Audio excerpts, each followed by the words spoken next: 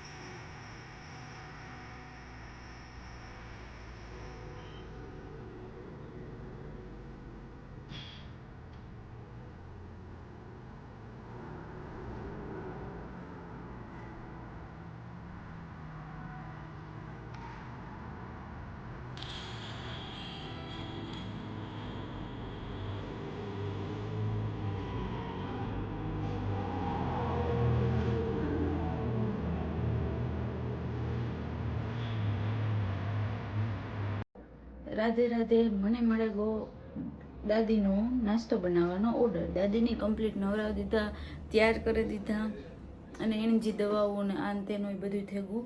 હવે દાદીને કરવો નાસ્તો. તો જે કાલે ઉતું એ જ નાસ્તામાં એણે આજે કરવું. તો હું બનાવી નાખા નાસ્તો ને પછી હું મારો નાસ્તો કરા. ત્યાં સુધી બાય બાય. તો હું તમારા એરિયા શેર કરા મસ્ત ફેસ માસ્ક, જેની સ્કિન ડ્રાય હે, બ્લેક દાગા થઈ ગયેલ હે અને જે લોકોને પેલા પિમ્પલ ઉપડતા એના દાગા હે તો એના માટે રાઈસ ફ્લોર હે અને દહીં હે. તો એ તમે અઠવાડિયામાં 2 વાર ટ્રાય કરે હગો. અને 2 ચમચી રાઈસ ફ્લોર હે અને અડધી અને માથે થોડીક દહીં હે. તો તમે આ લગાડે હગો તમારા ફેસ ઉપર અને 15 મિનિટ રાખવાનું અને પછી હું તમને રિઝલ્ટ દેખાડા. તમે અટાણે જોવે હગો મારી સ્કિન. જોકે મારી સ્કિનમાં એટલા કંઈ દાગા ને પણ તોય હું લગાડા. છોકરા છોકરી બેય લગાડે હગે એટલે એવું નથી કે ખાલી છોકરીઓ માટે જ.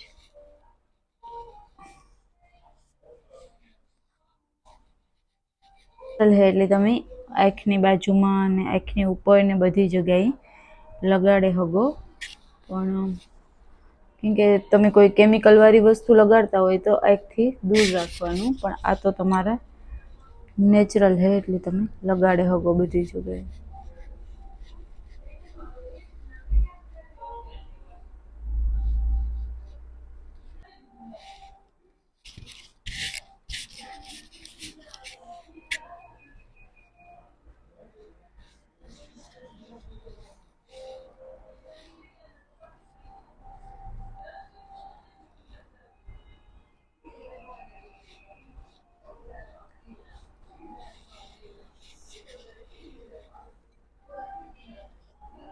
એવું આની 15 મિનિટ રાખી પછી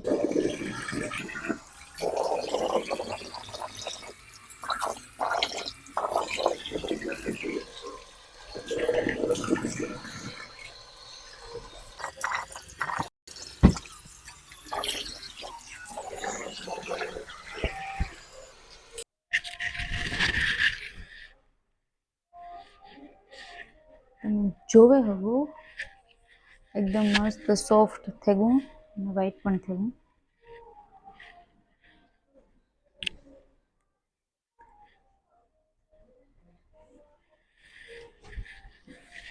જો કોઈને સારું લાગ્યું હોય તો ટ્રાય કરજો. મને ગમે એટલે હું ટ્રાય કરા. તમને કોઈને ગમે ને સારું લાગે તો ટ્રાય કરજો. હેલો, રાધે રાધે. ફાઇનલી હું ફ્રી થઈ ગઈ અને દાદી પણ ફ્રી થઈ ગયા. દાદીને જો કે કંઈ કામ ન હોય પણ એનું ખાવું પીવું અને નાહવું ધોવું એક એના માટે કામ જ લાગે. તો એ પણ ફ્રી થઈ ગયા. એની ખાઈ પી લીધું. એના રૂમમાં આરામ કરે. મોસ્ટ ઓફ એના રૂમમાં જ હોય, પણ અત્યારે એ બેડમાં વ્યા જાય. નકર એ એક મોટી સોફા જેવું હોય ને બેઠા હોય. તો એ ફાઇનલી એના બેડમાં વ્યા ગયા અને એ 4-5 વાગે ઊભા થાય. તો મારે 2 કલાકની રજા છે અને મારે જે શોપિંગ કરવા જવાનું હતું એ 4 વાગ્યા પછી જ્યારે અમે ઉઠીએ પાછા ત્યારે મારા દાદી કે તું તાર શોપિંગ કરી આવજે, અટાણે નથી જવું. કેમ કે સવારનું બહુ બધું કામ કર્યું, આખા ઘરનું સાફ સફાઈ કરી, બધું કર્યું. તો કીધું થાકે ગઈ હે તો તું આરામ કરે કે તો બપોર પછી જજે. તો હું બપોર પછી જાય માઇક ચેક કરા. ઘણી વાર હું આખું બધું બોલેલા ને માઇક બંધ હોય એટલે સોરી. તો એ જ કામ હે અને શોપિંગ કરવા જાય તો એ વિડીયો હું નહીં લે હગા, કેમ કે પછી બહુ લેટ થઈ જાય ને વિડીયો પણ બહુ લાંબો થઈ જાય. અને શોપિંગમાં કંઈ ખાસ વસ્તુ નથી. કાલુની જે મારે વસ્તુ ટૂંકમાં કાલે જે જમવાનું બનાવવાનું છે તો એના માટે જે ઘટે એ જ છે. અને કાલે મેં ઘણા બધાની કમેન્ટ્સના જવાબ આપ્યા અને હજી થોડાક બાકી છે. તો હું એને ટ્રાય કરી કે હું નેક્સ્ટ વિડીયોમાં આપી દે. અને હજી આજ યાદ આવે કે એક ભાઈની કમેન્ટ હતી કે બેન વિઝાની પ્રોસેસ ડોક્યુમેન્ટ આ તે, તો એમાં અત્યારે બધું બંધ છે. તો ભાઈ અત્યારે કંઈ ખુલ્લું નથી તો હું તમને કંઈ કહે ન હોગા. અને 12 પાસ તમે હોય તો પણ હાલે, 12 ફેલ હોય તો હાલે. એવું કંઈ સ્ટડી જરૂરી નથી, પણ ઇંગ્લિશ આવડવું જરૂરી છે. તો એ 2-4 કમેન્ટ્સના હું જવાબ દેતા ટૂંકમાં મગજમાંથી નીકળે ગયું. તો એના મને યાદ આવી છે એ વિડીયોમાં હું આપતી જાય. અને થેન્ક યુ બધાને, તમે બધા મારા વિડીયો જોવો એ બદલ. અને લાઈક કમેન્ટ અને શેર પણ કરજો. અને થોડાક ટાઈમમાં મારું ચેનલ પણ મોનેટાઈઝ થઈ જશે. હજે ઇન પ્રોસેસમાં છે. તો હું વેઇટ કરા. જ્યારે થાય ત્યારે હું તમારા હારી મારા ગુડ ન્યૂઝ હું તમારા હારી શેર કરી. કેમ કે બહુ તમે બધા જોયા અને બહુ ટૂંક સમયમાં આ બધું થયું. તો એ બદલ તમારા બધાનો ખૂબ ખૂબ આભાર. જે લોકો મને રેગ્યુલર, અમુક લોકો મને રેગ્યુલર જોવે અને રેગ્યુલર એની કમેન્ટ હોય, લાઇક હોય, બધું હોય તો હું નોટિસ કરતી હોય કે આ વ્યક્તિ રેગ્યુલર છે. તો બધાની થેન્ક યુ. અને જેની કમેન્ટ્સ રહી ગઈ એના હું નેક્સ્ટ ટાઈમમાં આન્સર કરી. તો બસ એ જ કહેવું હતું. અને સાયરન હોય સવારના નેત વાગ્યા જે મેં તમને કીધું એમ બદલ. તો એ એક ભગવાનની દયા કે નેત વાગ્યા. અને મારા દાદી છે ને એના છોકરાની વાઈફનો આજ ફોન આવ્યો હતો કે બધું બરાબર. તો એ મને કરે થોડાક દી ફોન વાવડ કાઢવા. તો એ મને કહેતી હતી કે ધીરે ધીરે બધું ઓકે થઈ જાય. એટલે હું એક હિંમત આપતી હતી કે ઉપાધિ ન કરતી, ધીરે ધીરે બધું ઓકે થઈ જાય આ તે. તો હું પણ એ જ આશા રાખા કે ધીરે ધીરે બધું ઓકે થઈ જાય. કેમ કે ઘણા વ્યક્તિની કમેન્ટ્સ, મને એક ભાઈની કમેન્ટ્સ હતી કે ભાઈ તમે ઇઝરાયલના ન્યૂઝમાં 10 જણા મરી ગયા હોય તો એક બતાવે. ભાઈ એની ટૂંકમાં ઇઝરાયલની ખુદીનો એની ગવર્મેન્ટ છે, એના બધા ડિસિઝન હે. આપણા જે લોકો છે એના ખબર છે કે ભાઈ કોઈને એવી તકલીફ ન થાય. તો હું એનું તમને કહે હગા કે ભાઈ ઓકે ઇઝરાયલ વાળી કેટલા એ તો આજ 2-3 વર્ષથી આ કન્ટિન્યુ જે આર્મીમાં કામ કરતા હોય એનું મોત થાય. પણ એ બધી વસ્તુ આપણે ન ખબર હોય ને, કેમ કે ઈબ્રુ આ લોકોના ન્યૂઝ ઇંગ્લિશમાં નથી આવતા, ઈબ્રુમાં આવે તો એવું એટલું ઈબ્રુ નથી સમજાતું કે એમાં નીચે લખેલું આવે એ વાસે હગીએ કે આપણે સમજે હગીએ. તો જે મને ખબર છે કે ભાઈ આપણા બધા અહીંયા સેફ છે એ મને ખબર છે, કેમ કે બધા કોકને ફ્રેન્ડ હોય કંઈ અડાવરા ટૂંકમાં કાંક ને કાંક બધા એરિયામાં કોકના કોક જાણીતા કોઈ હગાવાલા આ તે રહેતા હોય તો ખબર છે. તો એ વસ્તુની હું તમને નોલેજ આપે હગા કે ભાઈ એવું કહીને જ બધા સેફ છે. બસ એ જ કહું તું. રાધે રાધે. બધા ખુશ રહ્યો, ખુશ રહેવા દો, અને આવી રીતના જ વિડીયો જોજો અને પૂરા વિડીયો જોજો, લાઈક કરજો, શેર કરજો અને સબસ્ક્રાઈબ કરજો. તમારા ફેમિલીમાં કોઈ ન જોતું હોય તો એને પણ કીજો કે જોવે. અને બધાનો ખૂબ ખૂબ આભાર. તો મારો વિડીયો હું પૂરો કરા. રાધે રાધે. ખુશ રહ્યો અને ખુશ રહેવા દો. Bye bye.